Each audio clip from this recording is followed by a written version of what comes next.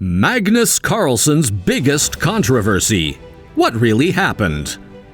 Chess is an abstract strategy game that involves no hidden information and no use of dice or cards. Chess is one of the finest gentlemen's games where no sign of malpractice can be done. But still, recently a huge controversy took place between Magnus Carlsen and Hans Niemann. Hello guys, and welcome to Checkmate Enigma. Today we bring forth the details of Magnus Carlsen's biggest controversy and what really happened. Make sure you subscribe to our channel to surf through the world of chess. So, let's go.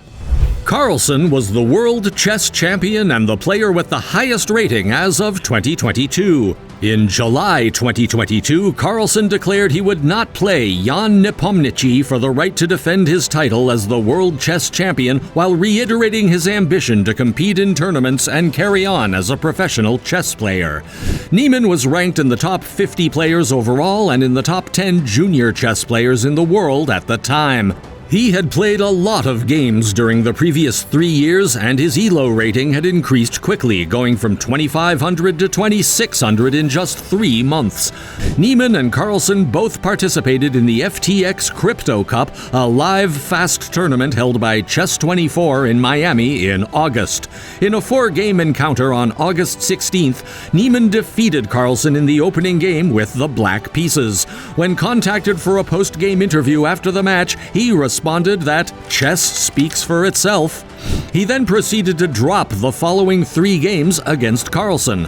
Carlsen took part as a wild card in the 2022 Sinkfield Cup, an over-the-board event with traditional time control that is a member of the Grand Chess Tour in September. He held a 53-game winning run in traditional over-the-board games. Niemann joined the competition as a last-minute substitute for Richard Rapport, who was unable to attend. Did the last-minute inclusion upset Magnus Carlsen? Magnus Carlsen, the reigning world champion, and Hans Niemann were chess grandmasters when a dispute erupted during the Sinkfield Cup in September 2022. After unexpectedly losing to his opponent in the 3rd round, Carlsen withdrew from the competition. Many believed that Carlsen's withdrawal implied that Niemann had committed fraud. It developed into the most important chess cheating controversy in recent memory and received wide-ranging coverage in the mainstream media. On September 4th, Niemann beat Carlsen using the black pieces and the Nimzo Indian defense in the 3rd round of the Sinkfield Cup. The outcome, which saw Carlsen lose his unbroken record against a player with a far lower rating and in a game where he had the first move advantage, was called a shocking upset by Slate. Do you know what Niemann had to say? In a lengthy interview following the 5th round of the Sinkfield Cup, Niemann addressed the topic and acknowledged to cheating in online chess in the past, but he categorically refuted any wrongdoing in the match against Carlsen or in any other over-the-board encounter. In a statement 3 weeks later, Carlsen said that Niemann's actions during their Sinkfield Cup match, along with preceding rumors, had persuaded him to withdraw from the competition. Niemann may have cheated more recently and frequently than he had confessed, according to Carlsen, who also remarked that his own recent behavior indicates that he does not want to play chess with Niemann. The next day, Carlsen withdrew from the competition. He just tweeted this information along with a clip of Jose Mourinho saying, "I prefer really not to talk. Speaking would put me in serious danger." Checkmate! Hey guys, hope you haven't forgotten to move the black or white piece on your phone to the subscribe button. Do so, and let's continue. Carlsen withdrew from a significant match for the first time in his career, and the episode was deemed to be virtually unprecedented in the world of top-level chess. Former world champion Garry Kasparov claimed that Carlsen's choice to withdraw from the competition had no precedent in the past 50 years, and he demanded an explanation from Carlsen, who remained silent. Carlsen surprisingly played the opening so poorly with white that he automatically got into a worse position position, observed Anatoly Karpov, another former world champion. He then showed an odd incapacity to handle the challenging scenario that developed on the board. Grandmaster Hikaru Nakamura, a Japanese-American, expressed his skepticism about Niemann's tactics, saying that his opening strategy against Carlsen was plausible, but adding that Niemann had gotten lucky in defeating Carlsen. Nakamura requested Carlsen to comment instead of outright accusing Mr. Niemann of cheating at the game. In his Twitch livestream, Nakamura added, "I think Magnus believes that Hans probably is cheating."